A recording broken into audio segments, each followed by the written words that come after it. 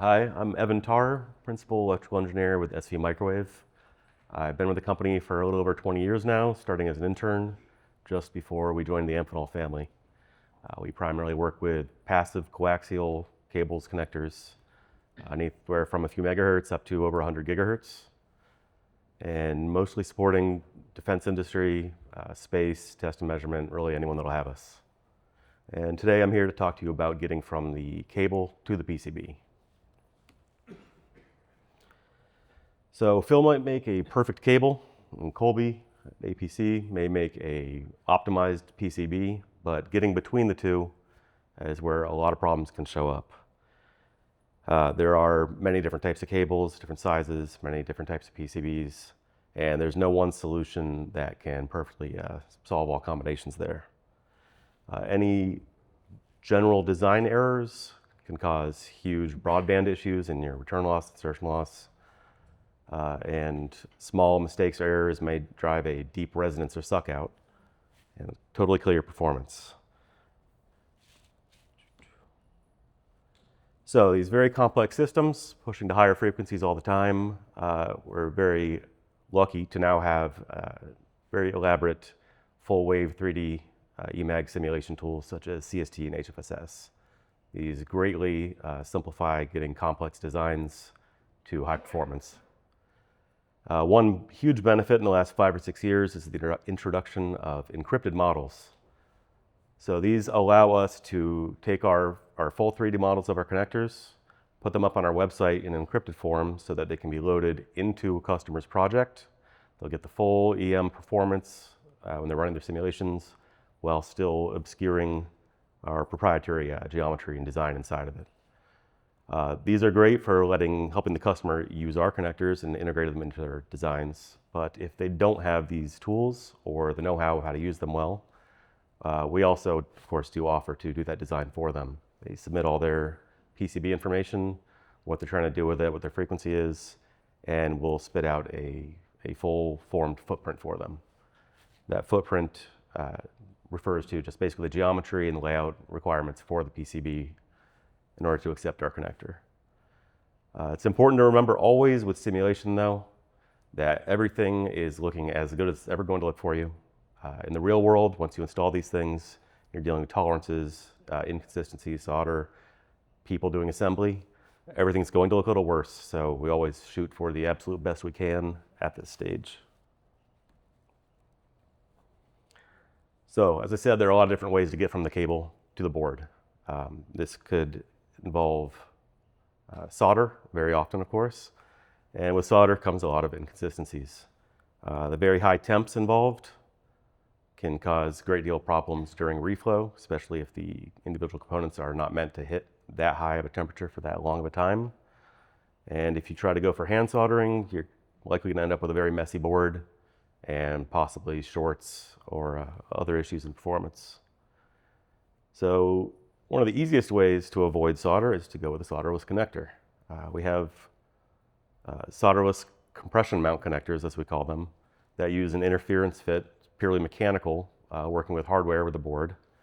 So that just means that the center conductor is going to sit a bit proud of the body of the connector and will be gently pushed into the core and copper on the surface of the board.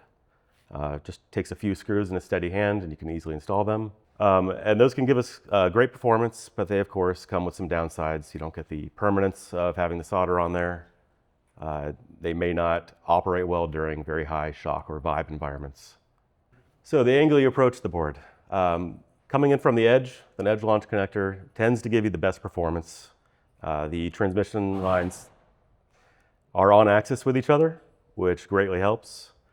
Unfortunately, there is limited real estate on a board. There's only so much edge. So edge launches, there's limited real estate. There's only so much edge on the board. It might not be near the next component you're trying to get to. Surface mount can be great because you can place the connector right next to your next component. A lot of options there. But the right angle format of getting onto the board can greatly reduce your max frequency and add a lot of reflections and general trouble with your signal. We do offer a 30-degree connector, which is sort of the best of both worlds. It sits on the surface of the board, but comes in at a 30-degree angle. It's kind of close enough to get essentially the performance of the edge launch, but the versatility of the surface mount connectors does come at added complexity, which means cost and the physical footprint of it. But you can really get excellent performance just about anywhere with it. So getting to the edge of the board sounds easier than it is, because if you don't get directly flush to the edge, you're going to be left with an air gap. That air gap is going to cause generally large suckouts and huge reflections. Might be narrowband, depends on the size of the gap really. So it may look like you're holding nice and flush on the board, but the second you put that in the reflow oven, things can shift and cause a lot of problems there. You may need custom fixturing, or that could be disposable or built into it. We do offer a product called Edge Lock. You can see in the bottom right here. These have, if we give precision drilled holes on the edge of the board, this connector has tapered legs on the end of it, so that as you install it, it'll pull up real nice, snug, and flush against the edge of the board and snap right in, hold in place through the full refill process, so you don't have to worry about that. And even if you manage to keep it exactly flush, many fabs have requirements of copper pullback. And that is to say that the copper, they will not want to run it all the way to the very edge of the board due to when they go through the milling process, it can tear, cause various problems. So this is a reality we have to deal with sometimes, and it's pretty much just as bad as having that air gap. It's going to cause a lot of problems with your signal integrity. A cleverly designed connector, such as our Edge Plus line and some others out there, will have the top half of the body extend out over the board so that that ground plane can make immediate contact with the ground plane of the board and bridge that gap. A lot of times the issue is not directly with the connector mounting to the board, it's issues that come with working board-to-board connections with an E dangling off the end. Yeah, if your backplane and daughter card are lined up perfectly, that sounds wonderful. It's never going to happen though. So you'll be dealing with air gaps once again that come down to offsets. And those offsets could be radial. If the center lines of the two boards are offset slightly, that's going to have your connector tilted slightly, and that's of course going to cause problems, noise, distortion, or axial. Maintaining a tight tolerance of the board-to-board distance is a difficult thing to handle in more complex systems. And that is going to cause an air gap at the interface of the connector on at least one side. So most common and cheapest way to bring the two together is what we call a fixed length bullet. These again, cheap and easy to use, but they have no control over the gaps that are going to come with them. You can use a compressible spring bullet, and that will have a range of compression it'll operate over. That will fill up all the axial gaps and soak up a little bit of the radial gap while maintaining a full 50 ohm line through the length of the connector. So it'll keep your performance nice and low, but it does come, of course, with added cost and complexity. The SMPM XT is a new line. This is essentially for lower frequency, generally applications, but this has an extended pin and socket. So you might have a large air gap remaining, but it still will maintain contact may not want to use it above 5 or 10 gigahertz, but sometimes having a mediocre performance is far superior to having just an open circuit. So there's sacrifices to be made at all times here.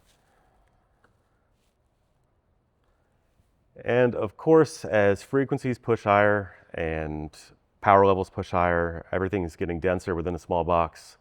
You don't have to worry about just your individual connection, but what's leaking out of it. Like the shielding Phil was just talking about, this is a concern as well.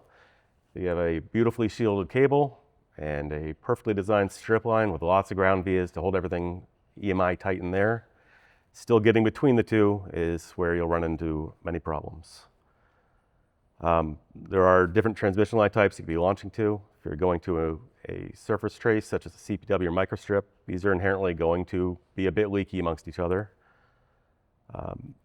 But the current approach is typically to use gaskets or bespoke shielding. This can be expensive and complex to install. We do some connectors will handle that for you.